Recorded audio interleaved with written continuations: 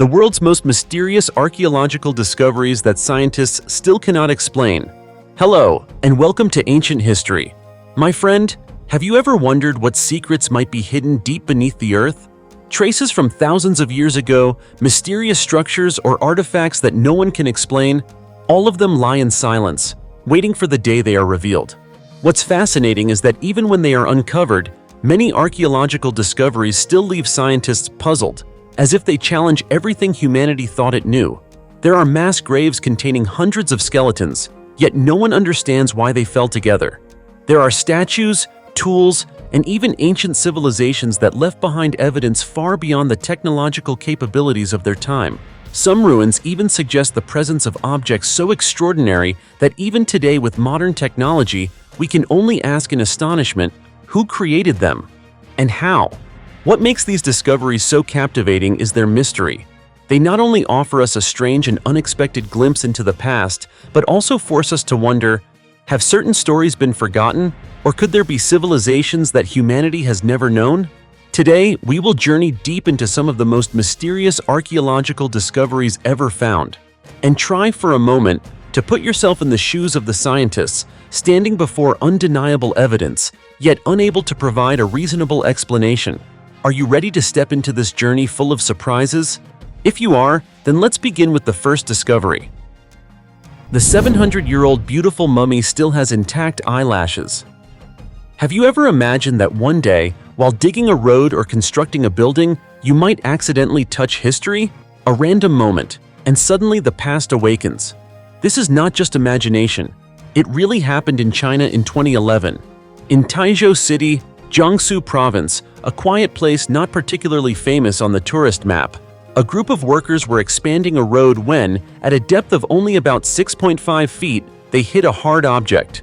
They thought it was just a stone slab or an old piece of machinery, but no, they had uncovered an ancient coffin. At that moment, no one dared to dig further. They quickly contacted the Taizhou Museum, and within hours, archaeology experts arrived.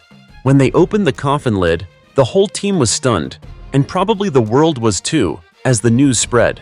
Before them was not just an ancient body, but a nearly perfectly preserved mummy, so intact that you could still see full eyebrows and eyelashes, as if the woman had only just taken a long afternoon nap.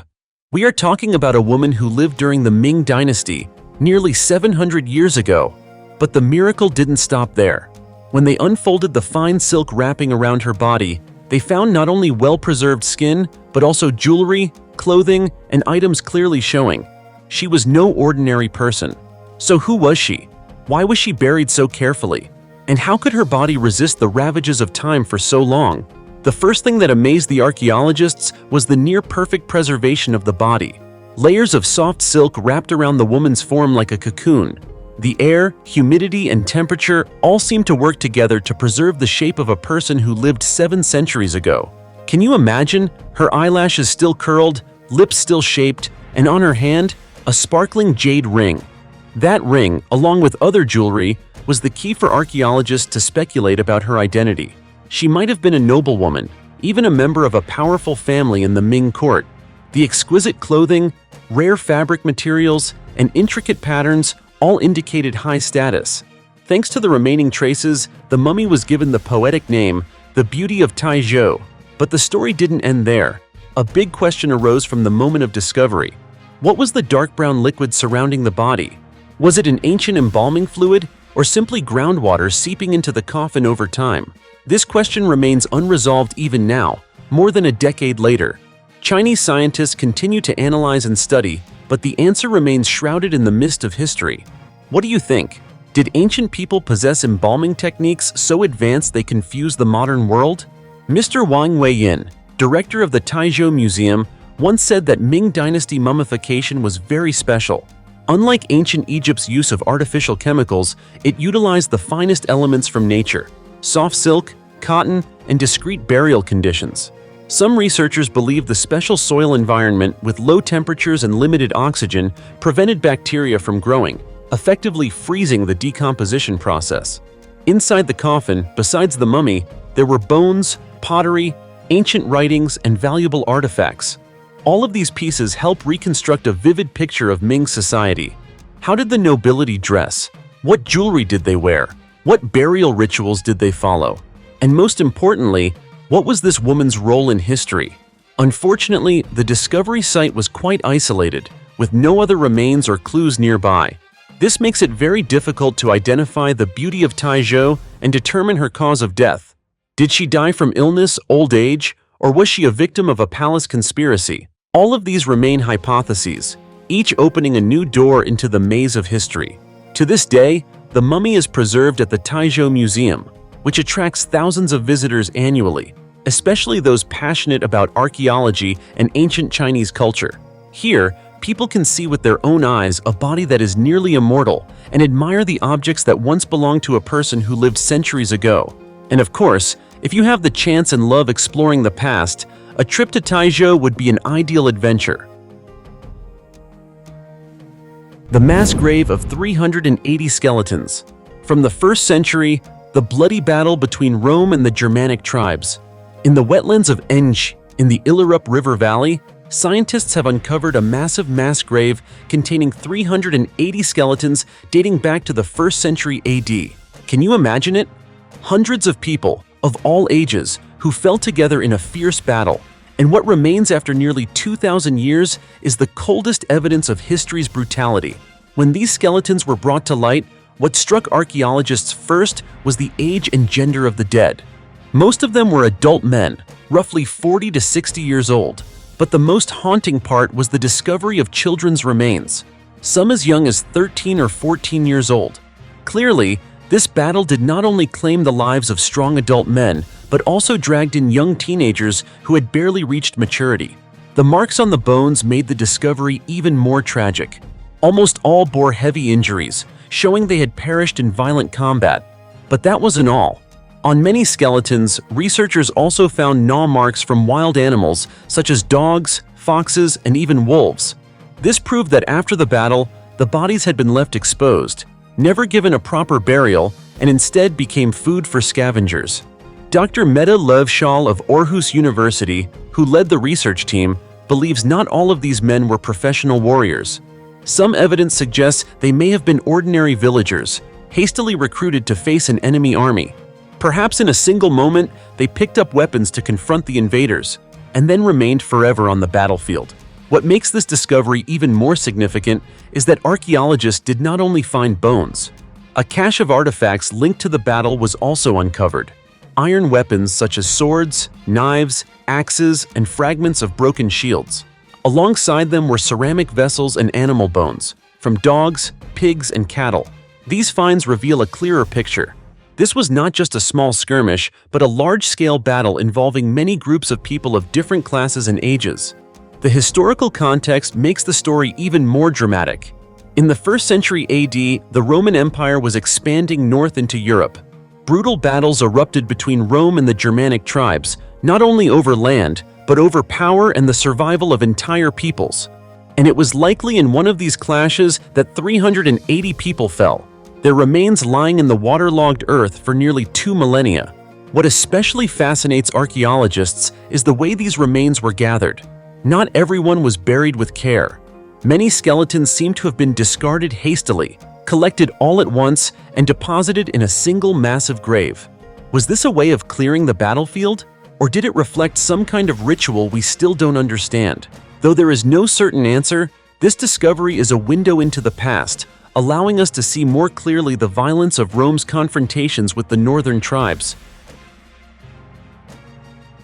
Panda skeleton, 2,100 years old. Chinese archaeologists have recently unearthed a mysterious skeleton dating back 2,100 years in a brick structure facing the tomb of Emperor Wen of Han. The skeleton was compared to modern species, and it was determined to belong to a rare Qinling panda. Qinling pandas are native to the Qinling Mountains, which form the natural boundary between southern and northern China.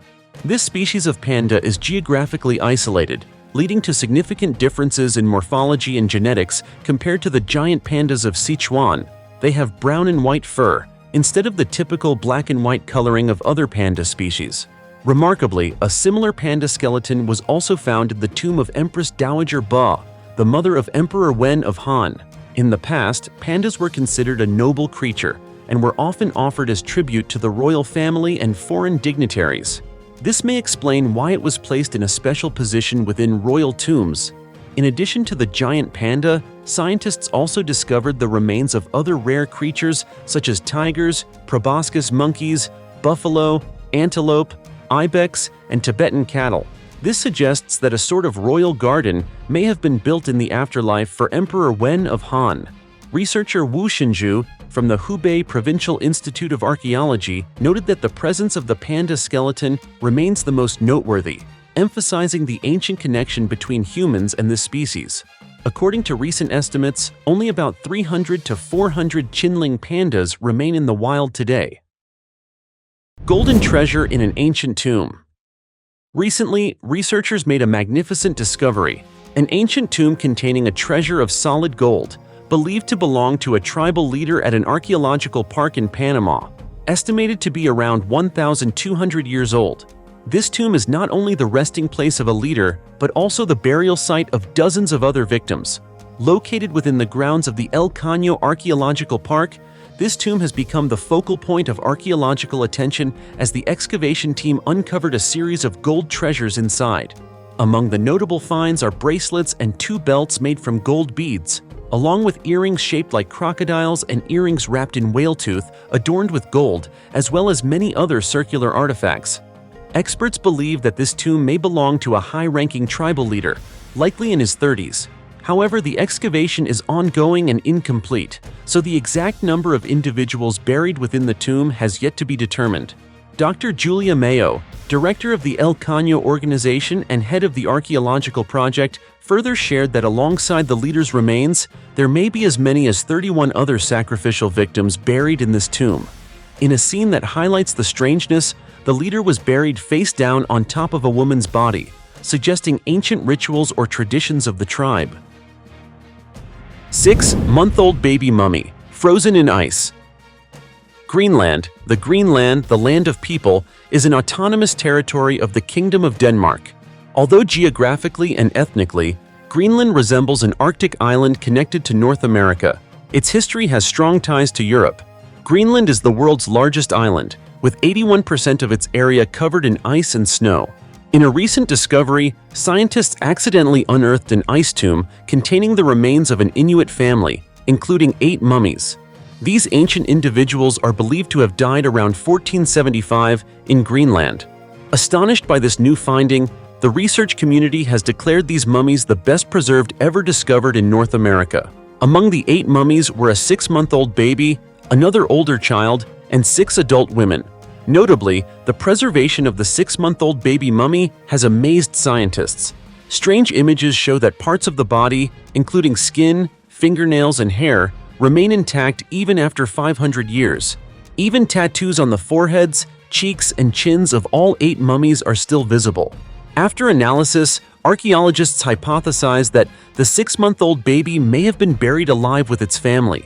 Based on traditional Inuit culture, when a mother passed away, her newborn child would be buried alive beside her to avoid spiritual misfortunes. The freezing climate of Greenland is well known for its ability to preserve numerous archaeological artifacts. Excavations in the region have uncovered countless frozen mummies of both humans and animals. However, the recently discovered 6-month-old baby mummy has officially become the best preserved mummy in North America.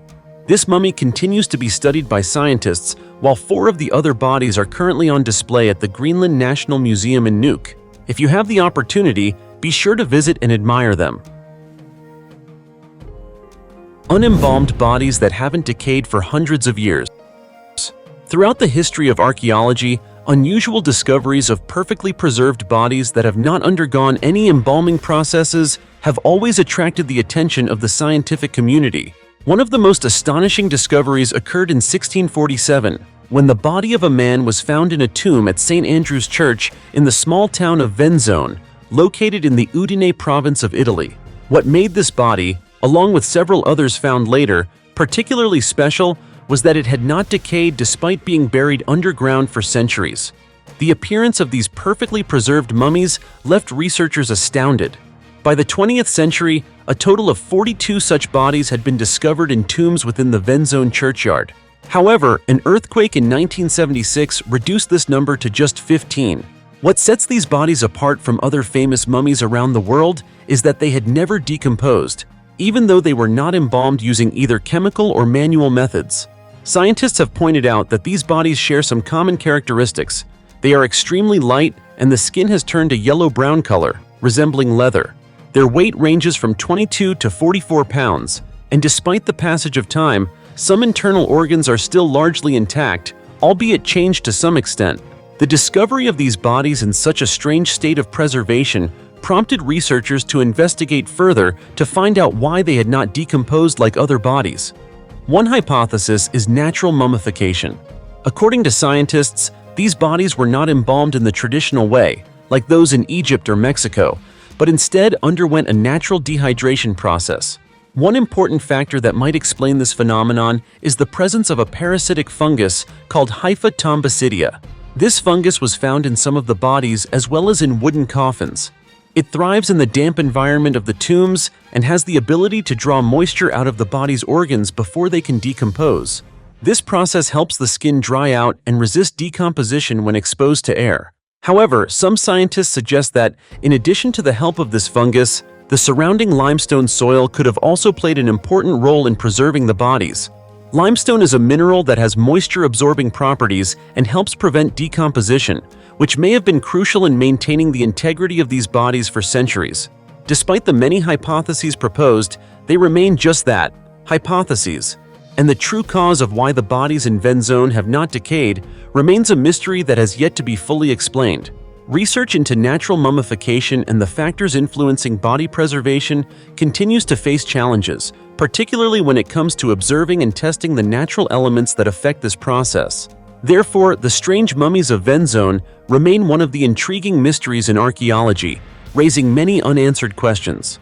These discoveries not only provide a unique look into natural mummification processes, but also prompt us to contemplate the mysterious factors that may have existed centuries ago, which modern science has yet to fully explain. The most beautiful First Lady mummy in the world. When it comes to the best-preserved mummies in history, one cannot overlook the body of Maria Eva Duarte de Perón, the wife of Argentine President Juan Perón. Her life was full of ups and downs, facing countless hardships beyond words. She died at a very young age, but was revered by the people like a goddess, earning nicknames such as the Legendary Woman, Mother of the Nation, and even Saint Evita. Even after death, her fate remained turbulent, wandering for many years before finally resting in peace. Eva Maria Duarte, also known as Evita, was born on May 7, 1919, in the small town of Los Toldos, Argentina. From the moment she cried her first breath, she was not as fortunate as other children to grow up in a loving, complete family. Evita endured a harsh childhood. Her biological father was married to another woman but had an affair with Evita's mother, fathering 5 children, with Evita being the youngest. When she was just 1 year old, her father abandoned the 6 of them to return to his lawful wife. Living in poverty, often hungry and frail, Evita also suffered scorn from her peers, who called her a bastard child. At 15, Evita met tango singer Agustin Magaldi when he came to her hometown to perform. Clinging to hope like a drowning person grabbing a lifeline, she quickly agreed to follow Magaldi to Buenos Aires to begin her career on the stage. Her life took a completely different turn after a fundraising performance for earthquake victims in January 1944, which killed over 6,000 people. At that event, she met Colonel Juan Perón, who was 48 years old, twice her age.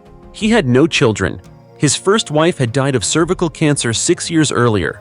In 1945, Colonel Juan Perón became vice president of Argentina, but with fame came many enemies. Rumors circulated that Evita had been a prostitute to support herself. This gossip caused an uproar among Argentina's high society. People whispered incredulously that a woman of such a background could enter the upper class. Like many powerful couples, people believed it was ambition, not love, that held them together. On October 9, 1945, Vice President Juan Perón was forced to resign and was arrested. Evita remained calm and traveled everywhere campaigning for him, appealing to the people's support. Her speeches inspired countless poor and unemployed people filled with resentment. Massive protests erupted nationwide, demanding Juan's release. On October 17th, under immense pressure from the crowds, opponents released Juan. 4 days later, Juan Perón and Evita were married. Immediately afterward, he began his presidential campaign. On February 24, 1946, Juan Perón won with 52% of the vote and became the new president of Argentina, while Evita became First Lady at just 26 years old. Naturally, as a public figure, Evita never forgot her responsibilities. She continuously sought welfare for the poor, children, and the elderly and fought for women's rights. She established the First Lady's Social Aid Committee and centers to help the impoverished. As First Lady, she worked tirelessly for the people. However, on January 9, 1949, a death sentence suddenly fell upon her. Doctors diagnosed her with cervical cancer. At 8:25 p.m. on July 24, 1949, she took her last breath at the age of 33, leaving millions of Argentinians in deep mourning.